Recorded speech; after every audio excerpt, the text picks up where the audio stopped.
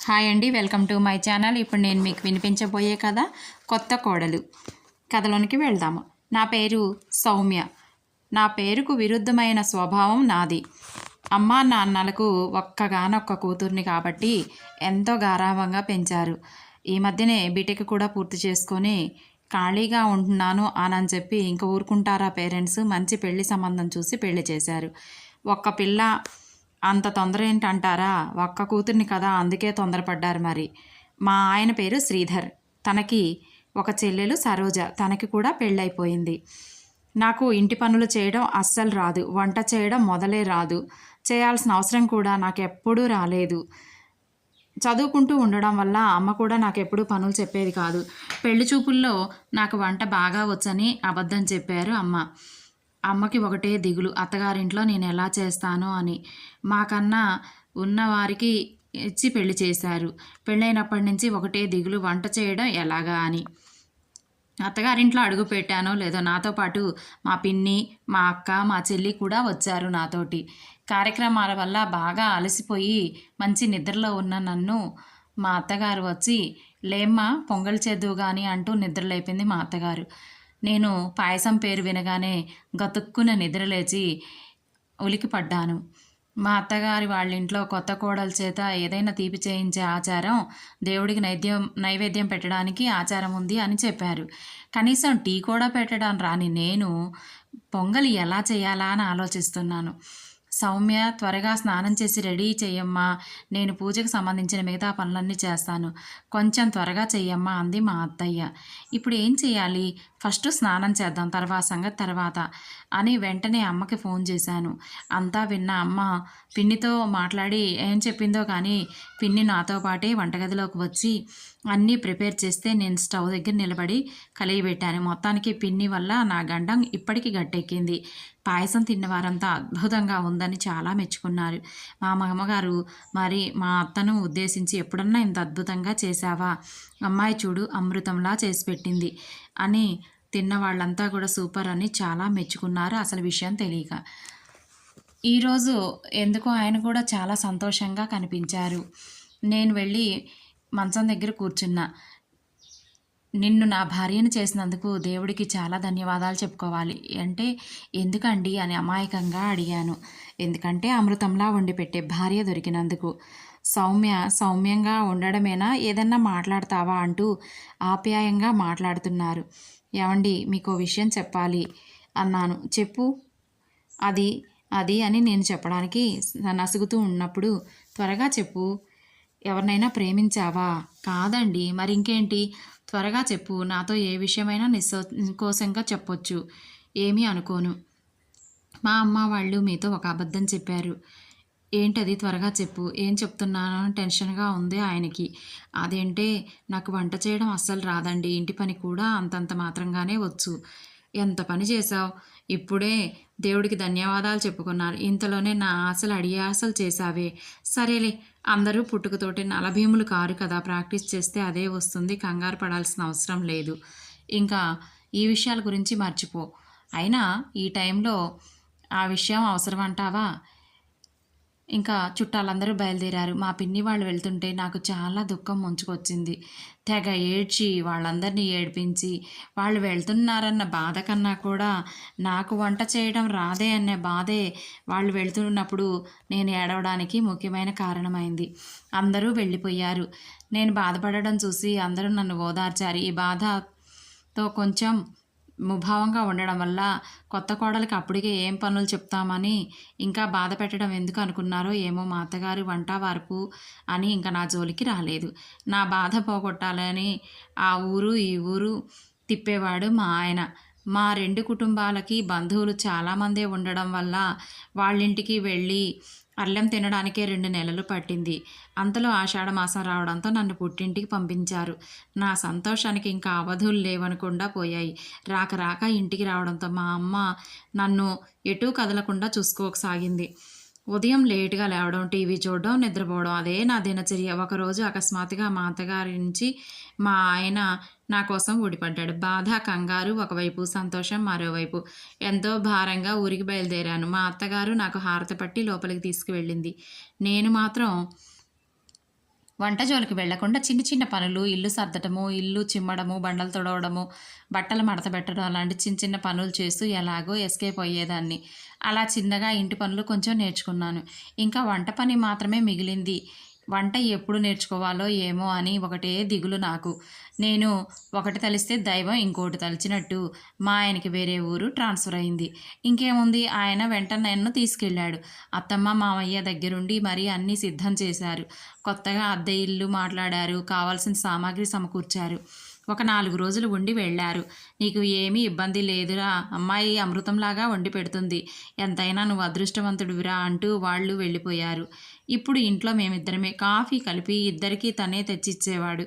పాపం మా ఆయన నాకు వంట రాదని తెలిసి మా ఇద్దరికి కూడా టిఫను, మధ్యాహ్నం, సాయంత్రం 3 పూటలా కూడా పార్సిళ్ళు బయట నుంచి తెచ్చేవాడు.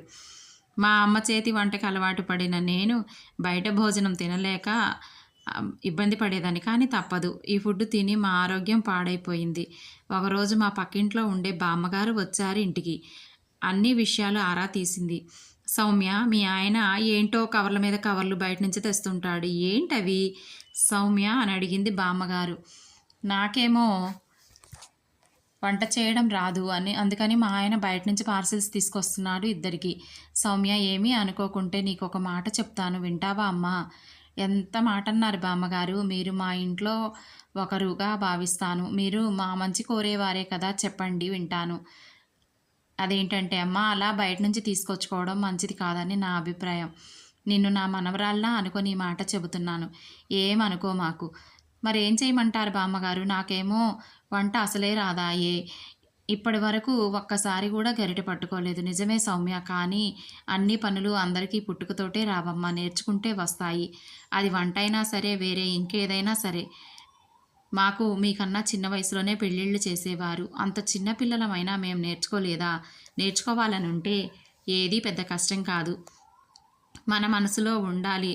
ఎంత పనినైనా మనం సాధించగలుగుతాం. రోజూ చేస్తూ ఉంటే అదే అలవాటైపోతుంది. పైగా భర్తలకి భార్యలు రుచిగా వండి పెట్టే భోజనం చాలా నచ్చుతుంది.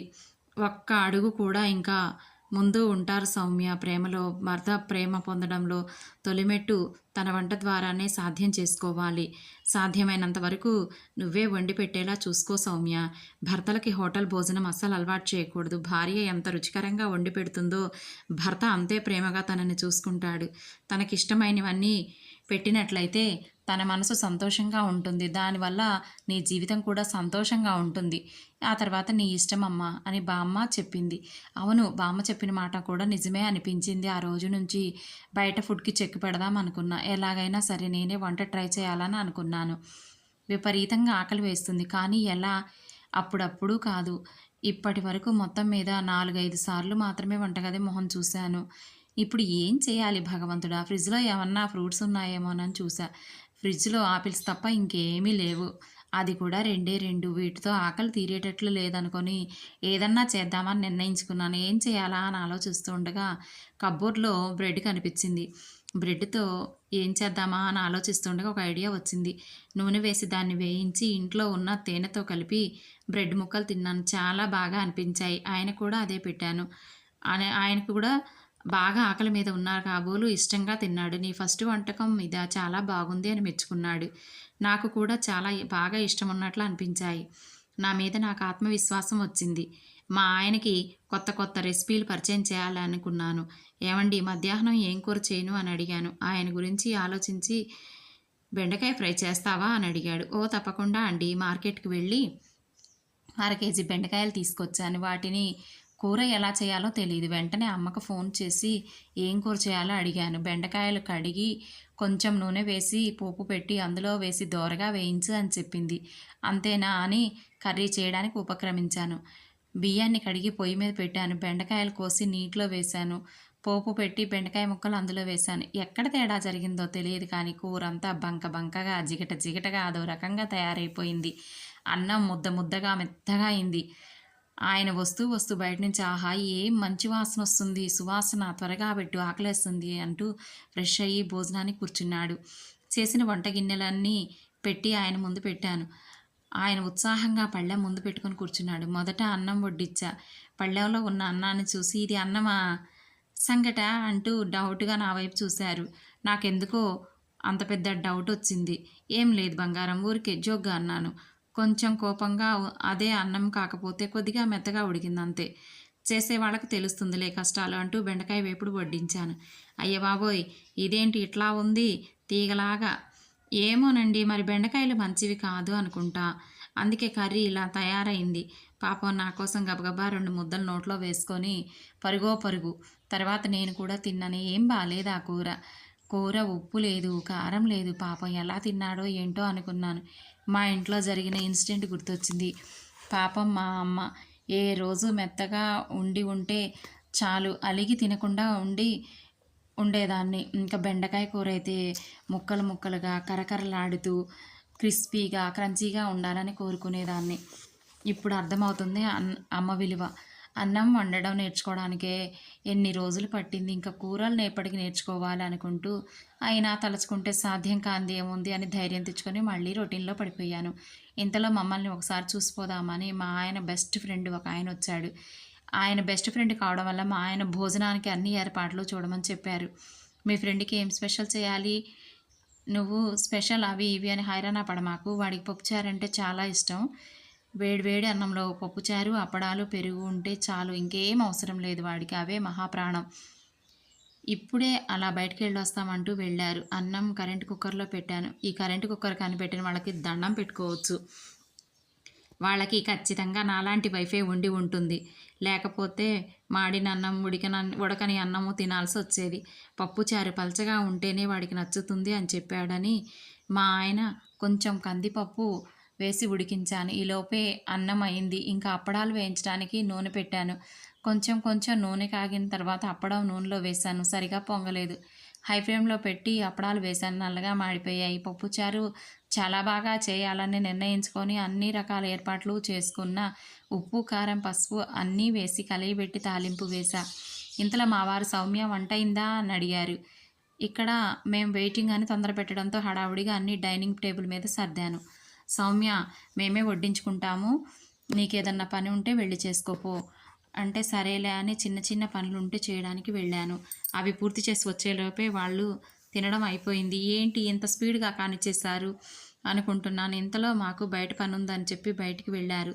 నేను తిందామని కూర్చున్నా. నేను చేసిన పప్పుచారు పసుపు నీళ్ళు అంటే బాగుంటుంది. అదే పసుపు నీళ్ళన్నా నయ్యం.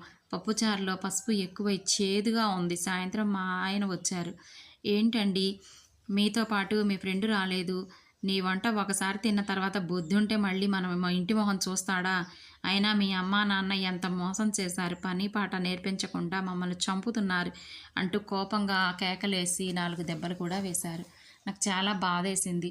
నన్ను అన్నందుకు కాదు, కొట్టినందుకు కాదు, మా అమ్మ వాళ్ళని నానా మాటలు అన్నందుకు. ఇంకా తనతో ఏమీ మాట్లాడలేదు, వంట కూడా ఏం చేయలేదు. అలానే ఆకలితో పడుకున్నాను. తను నన్ను పలకరిస్తాడేమో అనుకున్నాను. కానీ ఆయన పాటికి ఆయన బయట తినేసి వచ్చి పడుకున్నాడు. వరదలా నీళ్లు నా కళ్ళల్లో నిండి ఉబికొస్తున్నాయి. ఏడ్చి ఏడ్చి నిద్రపోయాను. ఉదయాన్నే నిద్ర లేచేసరికి పక్కన తను లేడు. జ్వరం కూడా వచ్చింది. మా అమ్మా నాన్నలకి ఫోన్ చేశాను. వెంటనే మా నాన్నని రమ్మన్నాడు. వచ్చారు. ఇద్దరూ ఒకేసారి ఇంట్లోకి వచ్చారు. నాన్నని చూసి చూడగానే ఏడుపు వచ్చేసింది. వెక్కి వెక్కి ఏడ్చాను. పాపం ఎన్నడూ లేనిది నా ఏడుపు చూసి నాన్నకు కూడా కంటి వెంట నీళ్ళు వచ్చాయి. నాకు జ్వరం వచ్చిందని తెలుసుకొని అమ్మాయిని ఓ 4 రోజులు మా ఇంటికి తీసుకెళ్తాను అని అడగగానే ఒప్పుకున్నాడు. మేము ఇంటికి వెళ్ళాము అనే కానీ నా మనసులో లేదు. ఎప్పుడూ ఆయన గురించి ఆలోచించేదాన్ని. జరిగిన విషయాలు అవి ఏవి అమ్మా నాన్నలకు చెప్పాలనిపించలేదు, చెప్పలేదు. చెప్పి పాపం వాళ్ళ మనసులు కష్టపెట్టడం నాకు ఇష్టం లేకపోయింది. ఒక్కగానొక్క కూతుర్ని కావడంతో నాకు జ్వరం వచ్చినా వాళ్ళు తట్టుకోలేరు. జ్వరం తగ్గి కోలుకున్నాక మా అత్తగారు, మామగారు ఫోన్ చేసి నా క్షేమ సమాచారాలు కనుక్కునేవాళ్ళు. ఆయనకి నా మీద కోపం తగ్గినట్లేదు. కనీసం ఫోన్ కూడా చేయలేదు. ఎలాగో వారం రోజుల తర్వాత వచ్చి నన్ను తీసుకెళ్ళాడు. ఒకరోజు అకస్మాత్తుగా మా అత్తగారు, మామగారు ఇంటికి వచ్చారు. ఓ 4 రోజులు ఉన్నారు.